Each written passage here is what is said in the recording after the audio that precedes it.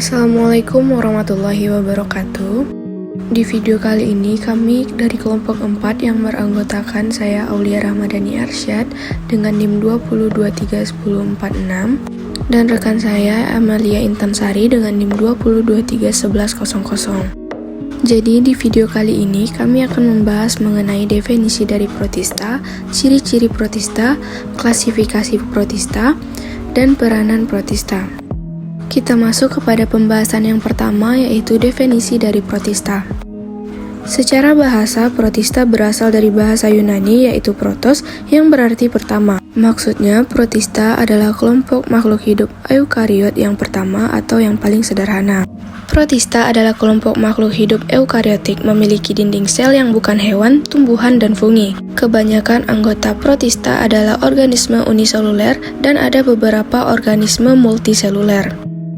Selanjutnya materi kedua yaitu ciri-ciri dari protista.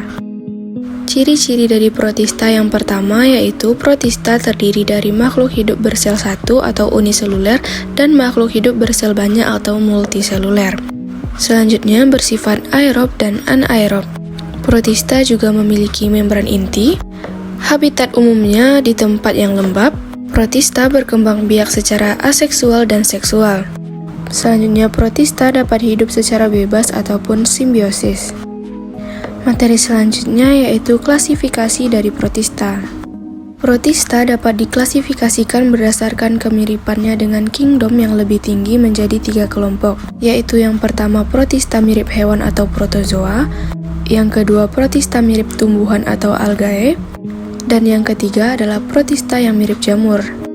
Nah, protista yang mirip dengan hewan atau protozoa ini memiliki ciri-ciri umum diantaranya eukariot atau uniseluler, umumnya memiliki alat gerak, heterotrof, hidup bebas atau sebagai parasit bagi organisme lain, tidak memiliki dinding sel, berkembang biak dengan pembelahan biner. Protozoa dapat dibedakan menjadi 4 kelas berdasarkan alat geraknya, yaitu yang pertama ada rhizopoda. Ciri-ciri dari rhizopoda yaitu yang pertama menggunakan kaki semu untuk pergerakan, reproduksi aseksual dengan cara pembelahan biner, bentuk sel dapat berubah-ubah, dan bersifat heterotrof. Contohnya ada amuba, foraminifera, dan lain-lain. Selanjutnya yang kedua ada ciliata. Ciri-ciri dari ciliata yaitu yang pertama alat geraknya berupa cilia atau bulu getar, memiliki 2 inti sel, reproduksi aseksual dengan cara pembelahan biner, reproduksi seksual dengan cara konjugasi, bersifat heterotrof. Contohnya ada Paramecium sp, Stentoroceli, dan lain-lain.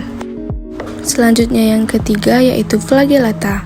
Ciri-ciri dari flagellata yaitu alat gerak berupa flagellum, reproduksi aseksual dengan cara pembelahan biner, hidup di air bersimbiosis atau menjadi parasit di dalam tubuh. Contohnya ada Trypanosoma gambriens dan Trichomonas. Selanjutnya yang keempat ada sporozoa. Ciri-ciri dari sporozoa yaitu tidak memiliki alat gerak, tidak memiliki vakuola kontraktil, memiliki daur ulang hidup kompleks, bereproduksi secara seksual maupun aseksual, serta membentuk spora. Contohnya ada Plasmodium sp. Selanjutnya kita masuk kepada protista yang mirip dengan tumbuhan. Ciri-ciri dari protista yang mirip dengan tumbuhan atau algae, yang pertama ada yang uniseluler dan ada yang multiseluler. Tubuhnya berbentuk talus, hidup di perairan, memiliki pigmen tambahan, memiliki klorofil sehingga bersifat autotrof dengan fotosintesis, bereproduksi secara seksual dan aseksual. Nah, selanjutnya protista mirip tumbuhan, dibagi menjadi 7 filum berdasarkan jenis pigmen yang dimilikinya serta cadangan makanannya, yaitu yang pertama Eclonopita, yaitu ciri-cirinya alat gerak berupa flagellum atau bulu cambuk, reproduksi aseksual dengan cara pembelahan biner, hidup di air, bersimbiosis atau menjadi parasit dalam tubuh hewan atau manusia. Nah, dikatakan mirip tumbuhan karena memiliki klorofil A, B, dan karotin untuk berfotosintesis. Nah, contohnya yaitu pada Trypanosoma gemeniense dan Echoina viridis. Kemudian ada Chrysophyta, yaitu memiliki ciri-ciri pigmen dominan, yaitu xanthophyll, habitat di air tawar dan air laut, berperan sebagai plankton di perairan. Tubuh berbentuk multiseluler, walaupun ada yang uniseluler. Nah, contohnya yaitu Cyanura dan Psucococcus. Nah, selanjutnya yaitu Bacillariophyta, yaitu memiliki pigmen yang beragam, umumnya uniseluler, walaupun ada yang berkoloni.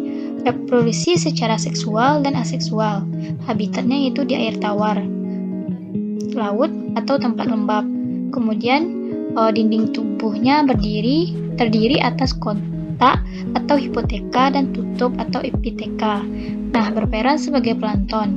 Nah, contohnya yaitu seperti Navicula, Diatom, Silotella, dan lain sebagainya. Kemudian ada Pyrophyta, yaitu memiliki pigmen klorofil A dan klorofil C. Hidup pada air tawar maupun laut, tersusun atas satu sel. Nah, lalu bergerak dengan menggunakan dua flagel yang berbentuk cambuk. Contohnya pada Hypnodium, Predinium, Seradium, dan lain sebagainya. Lalu ada Rhodophyta, yaitu memiliki pigmen phycoerythrin yang dominan, cadang makanan yang berupa karbonhidrat yang disebut dengan fluorid. Hidup di perairan laut dalam, walaupun ada yang hidup di air tawar. Lalu tidak menghasilkan gamet yang motil. Nah, contohnya yaitu Exohema spinosum, lalu Gracilaria sp. Selanjutnya yaitu Bryophyta, yaitu ciri-cirinya memiliki pigmen fucoxanthin yang dominan, serta pigmen klorofil A, C, dan karotonin. Cadangan makanannya itu berupa karbonhidrat. Memiliki talus berukuran raksasa. Hidupnya menempel, lalu menghasilkan gamet yang motil. Contohnya seperti Sargassum, Fucus, dan Turbinaria. Lalu ada Chlorophyta, yaitu ciri-cirinya memiliki pigmen yang berklorofil A, B, karotin, dan xanthophyll. Lalu kloroplasnya mempunyai bentuk seperti spiral, mangkuk, lembaran, dan bola. Lalu habitat perairan air tawar, walaupun ada yang di laut. Dapat juga hidup pada batuan, tumbuhan, ataupun tanah yang lembab. Contohnya seperti Ulva sp dan Spigroira sp. Lalu selanjutnya yaitu kita masuk ke dalam protista mirip jamur. Nah, ciri umum dari protista mirip jamur ini yaitu heterotrof, saprofit, atau parasit. Lalu menghasilkan spora yang motil, uniseluler atau multiseluler, eukariotik atau memiliki dinding sel. Lalu tidak memiliki klorofil, osmotrofik atau mengambil nutrisi dari lingkungannya. Nah, protista mirip jamur ini terdiri atas 3 filum, yaitu yang pertama Mysium eucota, yaitu heterotrof saprofit. Nah, disebut dengan jamur render karena memiliki protoplasma tanpa dinding sel, dapat bergerak-gerak seperti amoeba, menghasilkan spora yang motil. Lalu memiliki 2 fase kehidupan, yaitu vegetatif dan generatif. Lalu hidupnya itu yang di tempat yang lembab dan basah. Contohnya seperti Fusarium sp, Digyostelium discoideum. Lalu ada Acrasium eucota. Ciri-cirinya yaitu memiliki inti bersekat, hidup di tempat yang mengandung kotoran dan di tumbuh-tumbuhan yang sudah membusuk, hidup bebas atau amoeboid. Nah, reproduksinya dilakukan secara generatif dan secara vegetatif. Contohnya itu seperti Dictyostelium discoideum, lalu Polyspodium sp. Lalu ada yang terakhir yaitu Mycota, yaitu ciri-cirinya yaitu heterotrofnya saprofit atau parasit, lalu menghasilkan spora yang motil dan tersusun atas hifa yang tidak bersekat. Dinding selnya terbuat dari selulosa. Kemudian habitatnya di dalam air, seperti laut, dan di tempat-tempat yang lembab. Nah, reproduksinya dengan dua cara, yaitu aseksual dan seksual.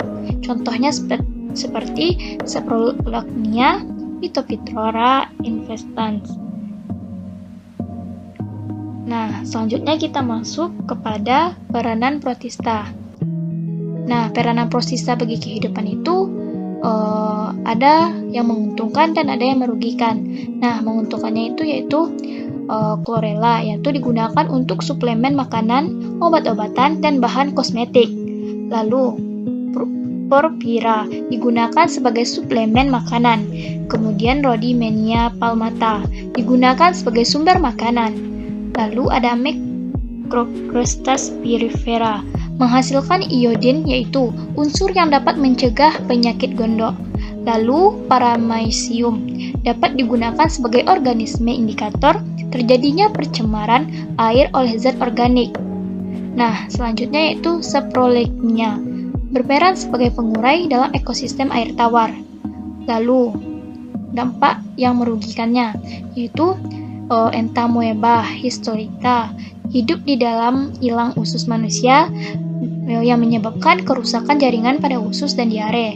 Lalu ada Entamoeba gingivalis hidup di dalam rongga mulut manusia seperti sela-sela gigi. Nah, tidak bersifat patogenik, akan tetapi dapat memperparah terjadinya radang pada gusi kita. Lalu Trypanosoma gamiense, yaitu menyebabkan penyakit tidur pada manusia.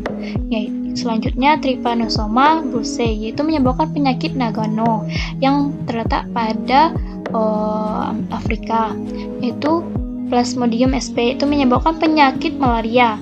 Dan yang terakhir yaitu Entamoeba gingivalis, yaitu menyebabkan bau mulut. Baik, selanjutnya saya kembalikan ke moderator. Nah, itu dia tadi presentasi dari kelompok kami. Mohon maaf apabila ada kesalahan. Terima kasih atas segala perhatian.